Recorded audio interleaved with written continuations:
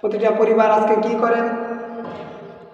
বাবাও ব্যবসা করেন, মাও চাকরি করে, মেয়ে ছেলের বউ ছেলেও ব্যবসা করে, চাকরি করে, সবাই কাজে ব্যস্ত। নিজের ঘর পরিষ্কার করতে হবে, রান্নাবাড়ি করতে হবে, নিজের ঘরের মধ্যে সময় দিতে হবে, এরকম চিন্তা নাই। সবাই শুধু ব্যবসা, কাজ, চাকরি, এরকমভাবে সবাই আজকে দেখা যায় যে নিজের ঘরের একটা লোক রান্নাবাড়ি করবে, একটা লোক রেখে দিয়েছে কাজের জন্য, কিন্তু নিজেরা ঘরে কাজ করবে এরকম না, সময় পাচ্ছে না। মাস শেষে দেখা যায় একসাথে বসে সবাই হিসাব করেন, বাবার ইনকাম কত, মার ইনকাম কত, মেয়ে ছেলের বউ ছেলের ইনকাম কত, সবাই একটা হিসাব করে যে মাসের মধ্যে কার কত ইনকাম হয়েছে। কিন্তু একসাথে বসে কেউ বলে নাই যে তুমি তো চাকরি করলে, ব্যবসা করলে, কিন্তু আজকে জামাত নামাজ আদায় করেছো কিনা, তুমি আল্লাহর হুকুম মেনেছো কিনা, এরকম কেউ বলে না। তাহলে এত রুচি করে, এত ইনকাম করে কি লাভ হলো যদি তুমি তোমার রবের সান্নিধ্যে দাঁড়াতে না পারো, রবের আমলগুলা করতে না পারো?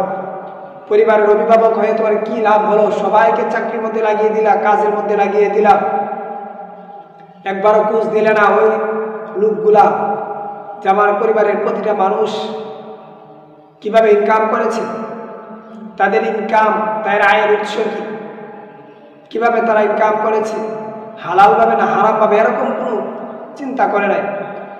যার ইনকাম বেশি তাকে বাহবা সাব্বাস, তাকে শুভেচ্ছা জানানো হয়। যার ইনকাম কম তাকে অন্য চোখে দেখা হয়। কিন্তু যার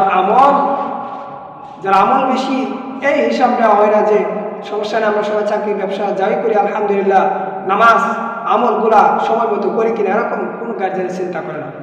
মাস শেষে সবাই একসাথে বসে যে পরিবারের মধ্যে কেউ কাউকে জিজ্ঞাসা করবে যে আজকে তুমি নামাজ আদায় করেছো কিনা, আজকে তুমি তোমার রবের ইবাদত করেছো কিনা, আজকে তুমি উপার্জন যে করেছো এইগুলাকে হারামভাবে না হালালভাবে, এরকম চিন্তা ফিকির কারও নাই। তাহলে বলো আমাকে, পরিবারের প্রতিটা সদস্য, পরিবারের প্রতিটা মানুষ সবাই কাজের মধ্যে লেগে গেলা, কি লাভ হলো যদি তোমার ইবাদতের খোঁজ নাই?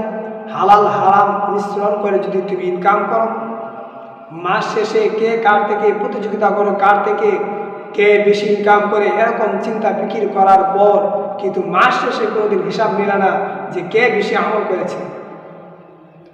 পরিবারের মধ্যে বসে একসাথে কেউ কাউকে বলে নাই যে কার আমল বেশি, কে আজকে বেশি তাহাজ্জুদ, কে আজকে বেশি জিকির, কে আজকে বেশি ইস্তেগফার পাঠ করেছে, এরকম কোনো চিন্তা ফিকির করেছে? কোনো পরিবারের মধ্যে নাই। কিন্তু প্রতিটা পরিবারের মধ্যে মাস শেষে বসে বসে এটাই চিন্তা করে কোন ছেলে বিদেশের মধ্যে বেশি টাকা ইনকাম করে, কোন সন্তান কোন দেশের মধ্যে থাকে, কে বেশি তাকে সময় দেয়, কে তার সাথে বেশি কথা বলে, কে কোন সন্তান দেশের মধ্যে বেশি টাকা পাঠায়, কোন সন্তান কোন জায়গার মধ্যে জায়গা কিনেছে, জমি কিনেছে, দলান দিয়েছে, এরকম চিন্তা ফিকির থাকে। কিন্তু কোন সন্তান তার রবের সামনে দাঁড়িয়েছে, রবকে খুশি করেছে, এরকম চিন্তা ফিকির কোনো পরিবারে করে না। তাহলে এই পরিবারগুলোর মধ্যে কীভাবে শান্তি আসবে বলো?